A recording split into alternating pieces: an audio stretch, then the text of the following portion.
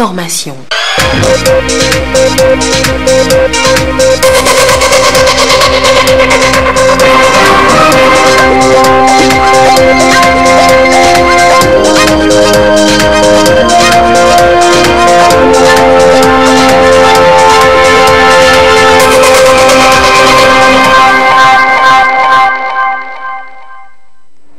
Il est l'heure du journal sur la télévision togolaise. Madame, Monsieur, bonsoir. Et voici les titres de cette édition. Au lendemain de la fin de l'opération de recensement dans la zone numéro 1, la CENI fait le point à la presse. Un processus qui s'est déroulé dans de bonnes conditions selon les responsables de la CENI que vous écouterez dans cette édition. Promotion des élevages commerciaux est une sous-composante du PASA qui veut ainsi booster le secteur de l'élevage dans notre pays. Et des éleveurs bénéficiaires viennent de recevoir un appui financier de la part du ministère en charge de l'élevage. À découvrir dans cette édition. Et puis ce 10 octobre, le monde entier célèbre la journée de la santé mentale. Et cette année, l'accent est mis sur la préservation de la santé mentale des jeunes. Voilà pour les titres. Le processus d'enrôlement des électeurs dans la zone 1 s'est bien déroulé selon la CENI, la Commission électorale nationale indépendante. Les responsables de cette institution étaient devant la presse ce mercredi pour faire le point des opérations de recensement dans la première zone, opérations qui ont duré 9 jours, dont une prorogation de 24 heures. La CENI a appelé à la mobilisation des populations des 18 CELI de la zone 2 pour ces mêmes opérations. Elles sont prévues pour se dérouler du 17 au 24 octobre prochain. Le compte rendu avec Prudence Zinsou. Les opérations de recensement électoral dans la première zone ont duré 9 jours au lieu de 8 initialement prévus, ce qui a permis aux citoyens de cette zone de disposer de leur nouvelle carte d'électeur. Dans une démarche de transparence, la CENI, Commission électorale nationale indépendante, fait ici le point du processus en présence des experts de la CEDEAO. Selon cette institution, ces opérations de recensement se sont déroulées de manière satisfaisante. La forte affluence constatée dans les centres de recensement et de vote a amené la CENI à proroger l'heure de fermeture journalière des CRV à 17 heures et à accorder un délai supplémentaire de 24 heures. Une mesure qui a permis aux retardataires de disposer eux aussi de ce précieux document. L'inscription sur les listes électorales étant un droit pour tous les citoyens remplissant la condition légale et tenant compte des difficultés de la première zone, la CENI a accordé un délai supplémentaire de 24 heures pour permettre au plus grand nombre de personnes d'obtenir leur carte d'électeur. Un communiqué a été rendu public dans la journée du lundi 8 octobre à cet effet. Toutes les remontées d'informations et les recoupements effectués relèvent que le processus d'enrôlement s'est bien passé dans la première zone. La prochaine étape du processus d'enrôlement des électeurs dans la zone 1 serait le traitement et la compilation des données collectées sur le terrain. Elle permettra à terme à la CENI de disposer d'un nouveau fichier électoral fiable et transparent conformément aux dispositions du Code électoral. En somme, l'enrôlement des électeurs s'étant bien déroulé dans la première zone, la collecte de données qui s'en est suivie n'est que l'une des étapes du processus devant aboutir à la constitution du nouveau fichier électoral. Ces résultats seront compilés et rassemblés en une base unique et traités selon les normes et standards internationaux pour en assurer la transparence et la fiabilité. Parmi ces opérations intermédiaires, le Code électoral prévoit, notamment à son article 61, la suppression des doublons éventuels, de sorte que chaque électeur dispose d'une voix et d'une seule. Du 9 au 14 octobre 2018, repli des kits et matériels de recensement et agents électoraux pour la zone 2. Du 11 au 12 octobre 2018, formation des membres des CELI de la zone 2. Du 13 au 14 octobre, supervision de la formation des membres des CLC de la zone 2. La CENI entend déjà capitaliser les enseignements tirés durant le processus dans la première zone pour mieux répondre aux attentes des populations dans la zone 2. Ces opérations sont prévues du 17 au 24 octobre et concernent au total 18 CELI. L'appel à la mobilisation est ici lancé. J'exhorte les démembrements de la CENI et l'ensemble du personnel d'appui à se mobiliser à tous les niveaux pour la réussite des opérations de recensement dans la dite zone. J'appelle encore tous les Togolais en ayant de voter résidant dans la deuxième zone à se rendre massivement dans les CRV du 17 au 24 octobre 2018 pour se faire établir une nouvelle carte d'électeur. Il s'agit des compatriotes relevant des CELI ci-après.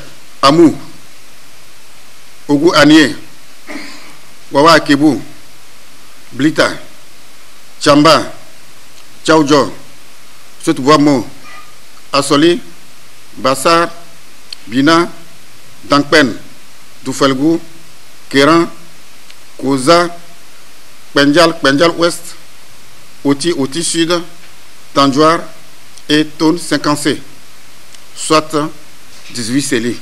Je voudrais réitérer mes remerciements à la population togolaise en général et surtout aux Togolais en âge de voter qui se mobilisent pour faire de ce processus électoral une réussite.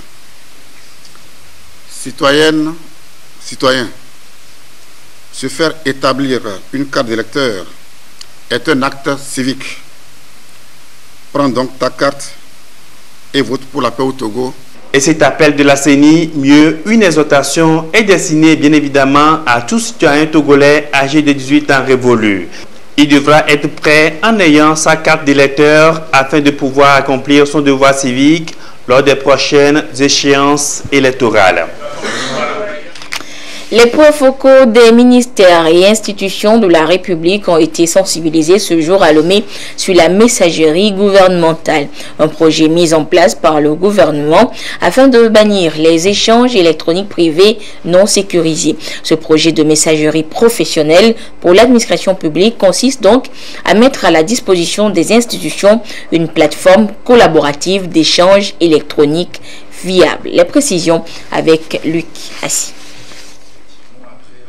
Les discussions et les échanges électroniques dans l'administration publique au Togo se font le plus souvent via des messageries privées, notamment Yahoo, Gmail et Hotmail. Une situation qui expose les correspondances administratives au piratage.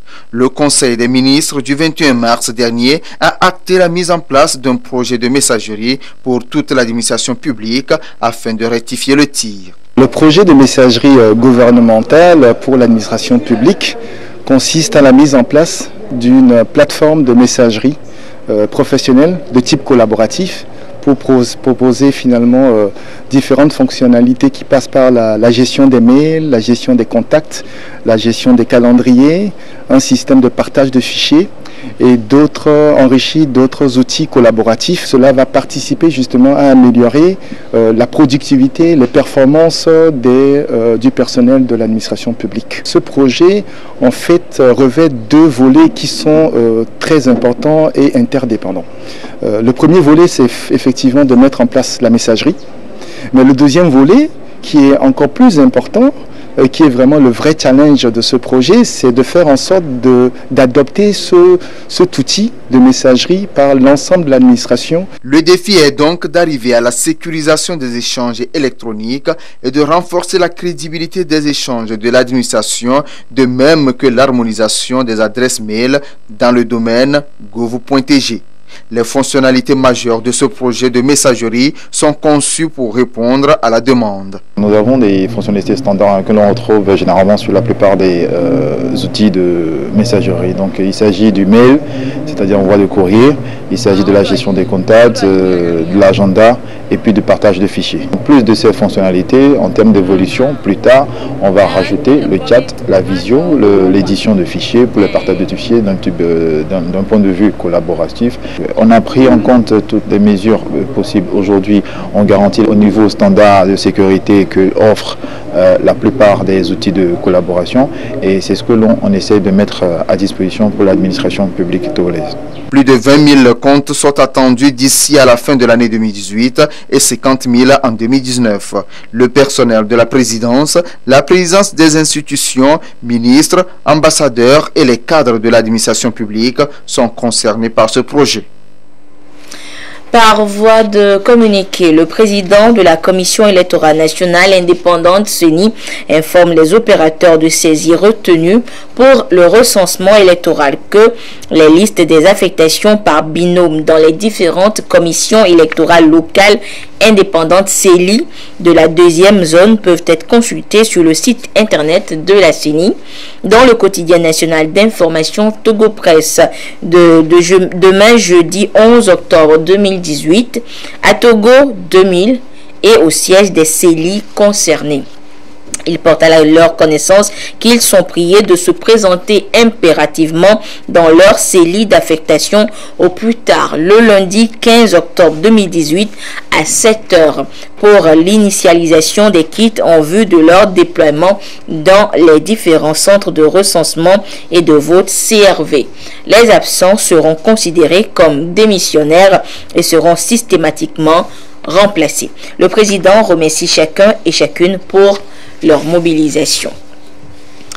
Au ministère de l'Environnement et des Ressources forestières, il a été relevé que la question du personnel et de la conduite des activités ne sont pas encore de nature à garantir la performance escomptée. La gouvernance est peu efficace et cette situation prend de l'ampleur. Pour donc pallier à la situation, une formation départementale sur la gouvernance environnementale et forestière s'est déroulée à Palimé il y a 5 mois. La rencontre a abouti à des conclusions et mesures et le ministre en charge de l'environnement, le ministre André Johnson, a organisé une tournée pour le partage avec les acteurs du terrain. Et depuis Kara, la correspondance de Nestor Mozo.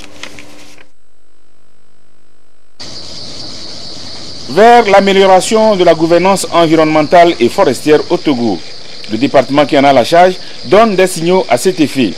Au regard des défaillances de la malgouvernance constatée, le ministère de l'Environnement et des Ressources forestières a organisé du 14 au 18 mai dernier à Palimé un atelier stratégique en vue de la levée des obstacles qui empêchent l'atteinte des objectifs de sa lettre de mission. Afin que tous les agents soient au parfum des notes de cadrage de Palimé, une tournée d'explication a été jugée nécessaire. Il y a l'indiscipline, il y a le fait que les gens s'absentent de façon pas du tout normale. Et également, certains vont au travail, mais ils ne font absolument rien. Donc il fallait que nous puissions vraiment faire en sorte que tout le monde se sente à l'aise vraiment dans son travail-là pour que le travail puisse marcher. Nous avons regardé au niveau de toutes les directions pour voir pourquoi le directeur ne donne pas suffisamment de travail à certains agents et comment est géré le budget qu'on nous accorde et comment nous protégeons ce qui a été acquis sur les fonds publics. Il s'est avéré aussi que des agents se sont transformés en exploitants de bois alors que la mission qui leur est assignée est de protéger l'environnement. Ne plus végéter dans les mauvaises pratiques, c'est ce que le ministre André Johnson attend de tous les agents relevant de son département. Il fallait faire une autocritique, un conseil de famille pour essayer de situer les responsabilités, pour essayer d'identifier là où le bas blesse. Et à la suite de cela, il y a eu des recommandations qui ont été faites. Alors, j'ai pris sur moi d'aller dans toutes les régions pour essayer de mettre un accent particulier sur ces recommandations-là et dire aux uns aux autres que la donne a changé, on a changé de paradigme et qu'ils sont appelés à être les acteurs de cette nouvelle dynamique que nous avons instaurée. À savoir que on attend de la part de l'agent des eaux et forêts de l'environnement, on attend de la préservation de nos ressources naturelles, la préservation de l'environnement, et il faudrait que dans les milieux, ils soient des modèles et qu'ils apportent toujours la bonne nouvelle et qu'ils fassent de la sensibilisation. Par souci de pédagogie pour la performance, le ministre avait choisi de ne pas régenter les agents en chef absolu, mais de se montrer un manager bienveillant. Malheureusement, beaucoup ont confondu cette approche à un déficit d'autorité et en abusent. Aujourd'hui, le ministre promet aux agents véreux une tolérance zéro.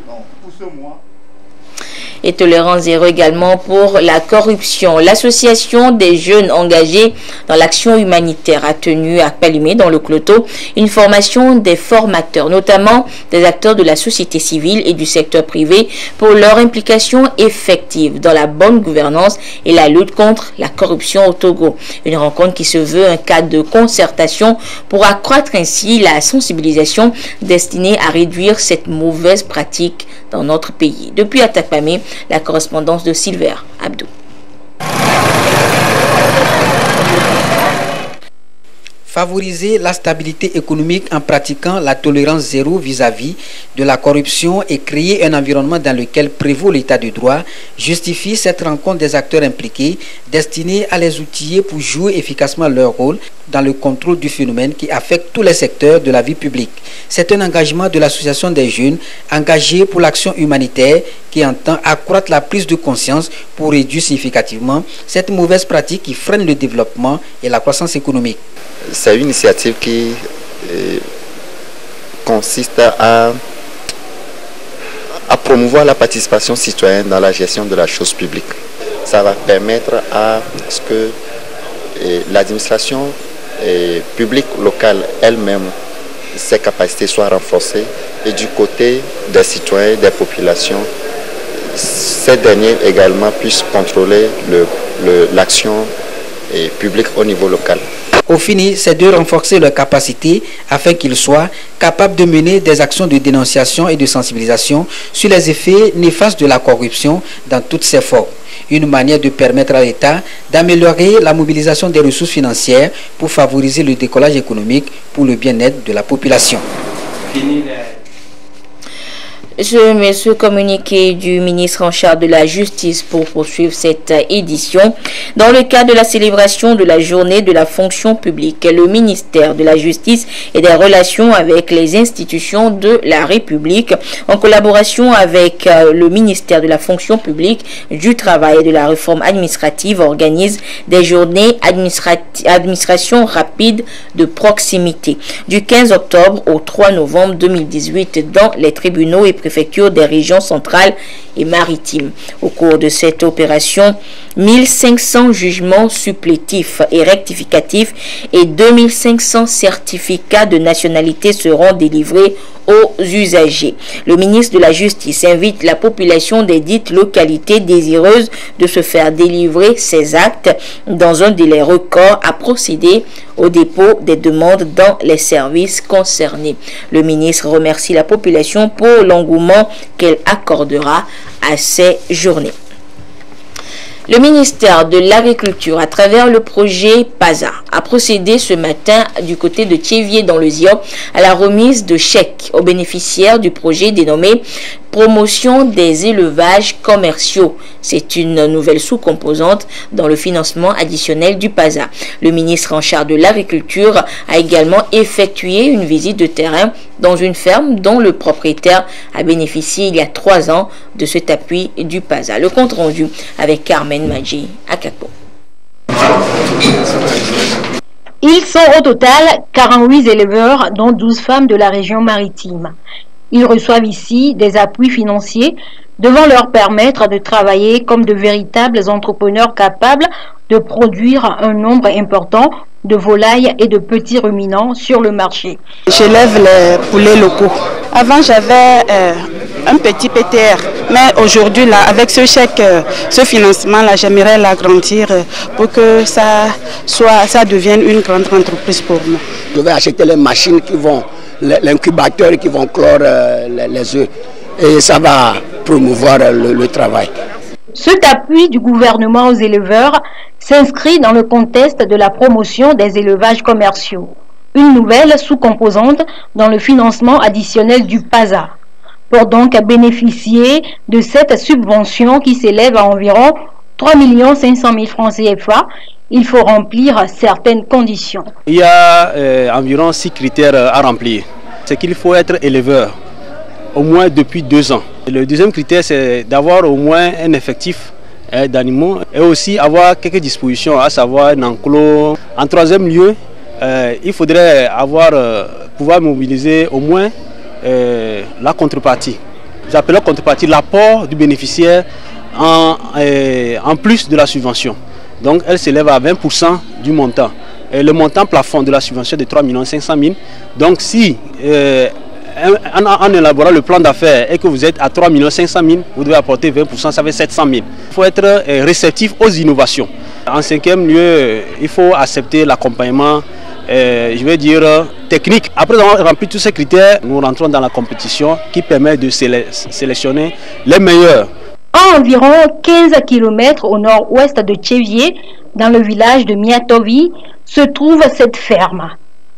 Le propriétaire a bénéficié il y a 3 ans de l'appui du PASA. Grâce à cette subvention, il a su étendre sa ferme sur une superficie de 47 hectares. Cette ferme produit plus de 1000 têtes de petits ruminants chaque année. Et on compte élargir la ferme, la plantation aussi dans 5-10 ans. Peut-être avoir un grand troupeau, quoi. Parce qu'on s'inspire beaucoup de Colocopé, de ce qu'ils font là-bas, ça nous a beaucoup inspiré. Comme le propriétaire de la ferme de Miatovi, 170 autres éleveurs du Togo ont également bénéficié de cet appui du PASA. 590 millions de francs CFA ont été mobilisés à cet effet. Pour le compte de cette année, l'on compte 304 bénéficiaires sur toute l'étendue du territoire pour un montant de 1 milliard de francs CFA. Le gouvernement togolais a mis en œuvre le programme national de développement qui vise pour le secteur agricole à amplifier les actions menées de façon à obtenir une masse suffisante de matières premières agricoles pour accélérer la transformation des produits agricoles sur l'ensemble du territoire national. C'est justement dans ce cadre que le gouvernement a lancé des instruments financiers pour soutenir la production dans toutes les filières. Pour la filière animale, c'est un soutien matériel, technique et financier que le gouvernement entend apporter aux jeunes qui ont été identifiés sur la base d'un potentiel existant. Et nous sommes aujourd'hui dans une ferme qui a été appuyée il y a de cela 3 ans et qui a réalisé les résultats que vous voyez. C'est vraiment impressionnant parce qu'au-delà de l'amélioration des conditions de vie au niveau du promoteur de la ferme, c'est des emplois qui ont été créés. Le projet d'appui au secteur agricole a pour objectif de renforcer les capacités de production des bénéficiaires ciblés sur certaines chaînes de valeur. Il crée ainsi un environnement institutionnel favorable pour le développement du secteur agricole afin de booster la croissance économique. 10e rencontre du mercredi de l'entrepreneur ce jour. Un cadre d'échange et de partage d'expériences initié par l'ANPGF. Et ce mois, il s'agit d'une rencontre pour sensibiliser et former les jeunes porteurs de projets d'entreprise sur les nouvelles orientations et innovations intervenues dans le plan comptable, le Cisco-ADA, ce qui leur permettra de mieux s'intégrer sur le marché international. Les détails avec Kwasi Glé et Tabita Akakou. La loi exige l'élaboration des états financiers à la fin de chaque exercice à toutes les entreprises établies sur le territoire togolais. Le système comptable pour l'harmonisation du droit des affaires Cisco-ADA, dont relèvent les entreprises togolaises, en a fait une obligation. Ceci pour permettre aux chefs d'entreprise de faire une meilleure planification de l'année suivante. Ces jeunes entrepreneurs togolais s'imprègnent ici de ces nouveaux tests entrés en vigueur en janvier 2018. Les entreprises togolaises ne doivent donc pas être confinées dans cet espace de 56 000 km² là. Donc il y a lieu donc de faire l'internationalisation de leur activité. Pour pouvoir faire l'internationalisation, nous devons donc parler le même jargon. Il y a plusieurs innovations, entre autres le modèle de présentation des états financiers. Jadis, le Cisco-ADA, dans le système normal, présente donc des états financiers qui sont un peu incompréhensibles donc pour les néophytes en la matière. Maintenant, avec cette nouvelle innovation et les réformes apportées, j'ose croire donc ceux qui ont même les b.a.-ba de la comptabilité peuvent présenter aisément les états financiers et compréhensible donc à tout participant ou bien compréhensible donc à tout requérant des états financiers. Le mercredi de l'entrepreneur est une aubaine que l'Agence nationale de promotion et de garantie de financement des petites et moyennes entreprises, ANPGF, offre aux entrepreneurs pour mieux comprendre la gestion de leur entreprise. Le mercredi de l'entrepreneur, en effet, nous avons commencé depuis un moment déjà. Je pense que l'engouement que cela suscite auprès de notre population cible fait que ça nous a conforté dans notre position. L'Empretec, c'est une formation qui est certifiée et qui a été conçue aussi par la CNUSED, c'est la conférence des Nations Unies sur le commerce. Et c'est une formation ciblée pour les entrepreneurs. En fait, c'est une formation qui aide à développer les aptitudes en matière d'entrepreneuriat. La NPGF subventionne cette formation.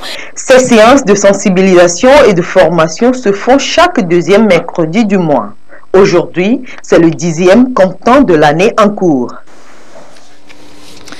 Économie encore, les contribuables de la zone de Tocoin Ouest ont échangé ce mercredi avec les responsables de l'Office togolais des recettes OTR sur les obligations qui leur incombent en matière de paiement des impôts et taxes. La rencontre leur a permis de poser un certain nombre de questions et de recevoir des réponses pour mieux accomplir ainsi ce devoir citoyen. Les précisions avec Dodo Wari. Ce sont des comportements inciviques affichés très souvent par la plupart des contribuables. À Tocoin Ouest, ils s'engagent à proscrire ce genre d'attitude et à honorer leurs engagements. Celui de payer les impôts et taxes selon les normes requises. C'est la résolution issue de cette rencontre d'éducation sur le civisme fiscal. Avant, nous fuyons nos ateliers et nous les fermons. Maintenant que nous sommes sensibilisés, nous allons dialoguer ensemble et voir comment payer les impôts, puisque nous savons que les impôts qu'ils perçoivent, c'est pour la construction de nos routes, des hôpitaux, des écoles et puis nos marchés. Désormais, s'ils viennent, on va pouvoir les recevoir et savoir même comment calculer ce qu'on va payer et ne pas toujours rester dans nos coins, soit quand ils viennent on va fuir ou des choses comme ça. Non, désormais ce serait plus ça. Ces chefs d'entreprise, artisans ou encore entrepreneurs ont reçu des informations relatives aux réformes fiscales, au fonctionnement de l'Office togolais des recettes et aux responsabilités qui incombent à la douane togolaise. L'État a besoin de ressources pour financer ses activités, d'où la nécessité d'une contribution obligatoire de la part de chaque citoyen. Cette contribution s'appelle l'impôt. Donc le paiement de l'impôt, c'est la participation de chacun de nous aux charges de l'État.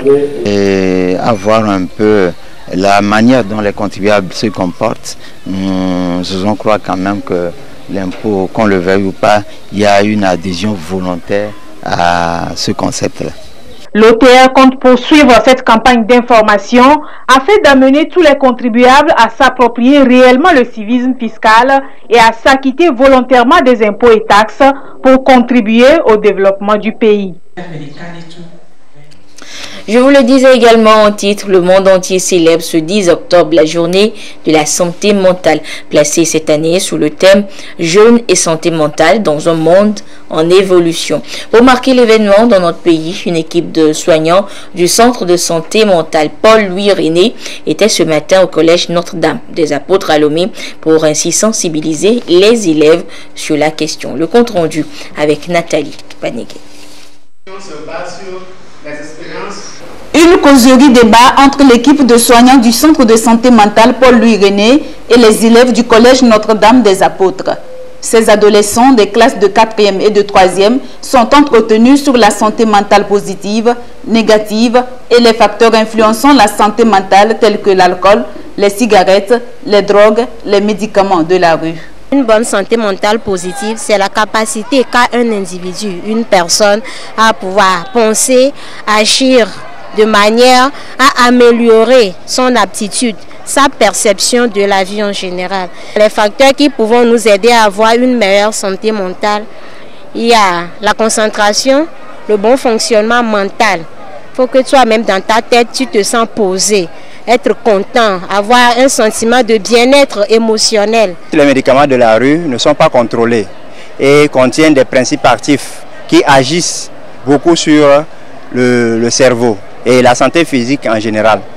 Et ces médicaments vont modifier les structures du cerveau et donner des maladies mentales comme par exemple l'addiction. Cette sensibilisation vient marquer la journée mondiale de la santé mentale célébrée le 10 octobre. L'accent est mis cette année sur les jeunes et la santé mentale dans un monde en évolution. Les points qui m'ont intéressé, la santé mentale positive et négative, avec comment nous pouvons contrôler nos désirs et à notre âge de puberté. On nous a dit, si nous prenons des alcools, les drogues, des choses, c'est ça qui va nous détruire notre vie, va détruire notre cerveau. Selon la directrice générale du Collège Notre-Dame des Apôtres, il s'agit de faire de cette jeunesse des hommes et femmes responsables et épanouis. L'hygiène mentale, c'est très important que les enfants en savent quelque chose pour savoir comment entretenir leur cerveau et fuir tout ce qui peut les perturber. Par malheur, une ou deux fois, on rencontre aussi nos anciens élèves dans la rue comme des gens qui ont des troubles mentaux. Et alors, tout ça, ça nous interpelle. Le centre de santé mentale Paul-Louis René est spécialisé dans la prise en charge globale des personnes souffrant de maladies mentales et physiques. Et situé à Kégalomé, le centre de santé mentale Paul-Louis René est créé en 2013 et depuis lors prend en charge les personnes souffrant de maladies mentales telles que la dépression, les troubles de comportement. Et comment fonctionne justement ce centre? Vous le découvrirez dans nos prochaines éditions. Également à découvrir dans nos éditions de demain, les efforts du gouvernement pour l'épanouissement de la jeune fille. Ce sera à travers des dossiers de la rédaction dans le cadre de la célébration demain 11 octobre de la journée internationale de la jeune fille. La rentrée universitaire 2018-2019 au Togo, c'est le 22 octobre prochain. Et à quelques jours de l'ouverture, les nouveaux bacheliers en quête de leurs nouvelles écoles et facultés se sont retrouvés ce matin dans l'enceinte de l'université de Lomé. Et c'est à travers la première édition des journées portes ouvertes dénommées Nouvel étudiant qui leur offre ainsi une opportunité d'avoir une idée claire de ce qui les attend. Robert Kotobé t'habite ici à Capo. Ils font leur premier pas dans le monde universitaire 2 mois après avoir décroché le premier diplôme universitaire, le baccalauréat deuxième partie. À la quête d'une meilleure orientation, ces nouveaux étudiants ont fait nombreux le déplacement de l'université de Lomé pour avoir une idée claire de ce qui les attend. Je viens d'avoir mon bac A et je suis venu ce matin pour l'orientation, pour avoir une idée claire sur les facultés qu'il faut choisir pour bien débuter le campus. Comme nous sommes nouveaux, on nous a parlé de l'université, mais jusqu'à présent, on ne sait pas au fait de quoi il s'agit. Donc nous sommes là aujourd'hui pour écouter ce qu'ils vont dire, quoi. Et puis, bientôt, comme bientôt c'est la rentrée, on aura une idée sur l'inscription en ligne et l'inscription définitive. C'est une nouvelle démarche entreprise par la synergie des associations et le collège des délégués généraux de l'université de Lomé pour accompagner et orienter les bacheliers. Les nouveaux étudiants viennent d'arriver, ils sont des nouveaux bacheliers, ils ne connaissent pas vraiment la vie universitaire, comment les choses fonctionnent à l'université de Lomé. Donc la journée porte ouverte, c'est pour leur éclaircir un peu sur comment se comporter à l'université de Lomé, comment agir, comment se déplacer, qu'est-ce qu'il faut. Au cours des journées, nous aurons des interventions de certains professeurs qui auront quand même à orienter les étudiants. Par exemple, sur comment réussir le LMD. Vous savez que le LMD a toujours été mal compris par certains. Bon, c'est l'occasion quand même pour certains de mieux l'appréhender. Nous aurons aussi à parler des différents services du cours et tout ce qui est lié à la vie universitaire. Il y a de cela 2 ans, la présidence de l'université de Lomé dotait le campus d'un plan de développement et de planification pour tous. La journée porte ouverte aux nouveaux étudiants s'inscrit dans cette dynamique. Les premières autorités de l'université ont engagé une nouvelle dynamique d'orientation, de restructuration et de modernisation de notre institution du savoir. Et si cela se sent dans l'amélioration des infrastructures, dans l'aménagement de la voirie, dans la construction de nouvelles infrastructures. Aujourd'hui, l'événement organisé par nos étudiants nous témoigne que cette dynamique aussi va dans le sens du changement des comportements, de l'étudiant, du changement des comportements de l'acteur administratif, du changement du comportement des enseignants. Et c'est ensemble que nous allons construire une université performante et moderne. Le livret de l'étudiant est aussi élaboré dans le même sens pour permettre aux étudiants, anciens comme nouveaux, de maîtriser les différents services de l'Université de Lomé. La rentrée prochaine aura lieu le 22 octobre 2018. Et direction maintenant Mango, où les jeunes, avec le soutien de leurs aînés, ont organisé le tournoi de la Tabaski pour la paix. Une compétition pour s'unir davantage et rester à jamais des acteurs de paix et de vivre ensemble, des facteurs de développement. Et après plus d'un mois de match, la finale a mis aux prises Real de Djabou et Juvinso. Le résumé avec Désiré à l'œil. Le terrain municipal de la ville de Mango a fait son plein pour vivre la finale du tournoi de la Tabaski première édition. Real de Djabou en cendre, vainqueur de JPO, croise Juvinso en blanc, tombeur de Bayern. 45 premières minutes pour faire la différence. Les Blancs rentrent très engagés dans le jeu. Djabou, très attentif et adroit, filtre de temps en temps le camp adverse, qui a eu quelques sueurs froides. Puis les deux adversaires se connaissent et la partie devient stable. 0 but partout à la pause. À la reprise, les deux équipes accélèrent sans convaincre. Juvinso, plus offensif, n'arrive pas à percer le secret collectif de Djabou, une équipe qui maîtrise mieux le jeu. Quel beau spectacle sur le terrain de Djabou. Les 90 minutes de temps réglementaire s'écoulent. Score vierge, 0 but partout. La phase fatidique des tirs au but consacre Djabou qui remporte la coupe.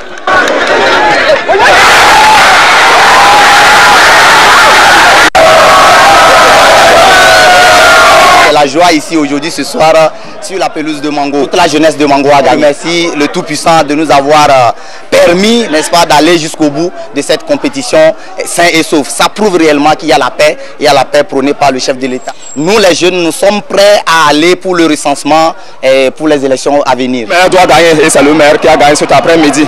Nous allons continuer par travailler. Profite de cette occasion pour dire à la jeunesse de la population de Loti de maintenir la paix. Sans la paix, nous ne pouvons rien faire. Nous devons maintenir la paix pour le développement de Loti. Démarré il y a un peu plus d'un mois, le tournoi de la Tabaski première édition à Mango a engagé 20 clubs des quartiers de la ville, en plus de quelques-uns venus des cantons environnants. Tournoi organisé par la Ligue de Mango pour frotter les jeunes autour du fair play et la cohésion.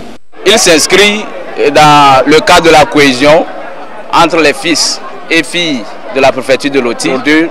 Nous avions compris et nous sommes ensemble. Vous-même vous voyez, c'est un beau spectacle. Vraiment la paix c'est une bonne chose. Sensibiliser la masse, la population par rapport au recensement dans la deuxième zone qui va commencer le 17. Si la fête est belle, c'est grâce au climat de paix et de sécurité cher au chef de l'État.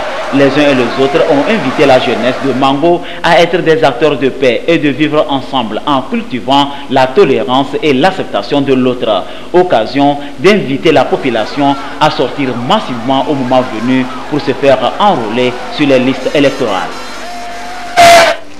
Et c'est sur le sacre de Real de Djabou à Mango que se referme cette édition. Merci de votre fidélité à la télévision togolaise. Excellente suite de nos programmes. Au revoir.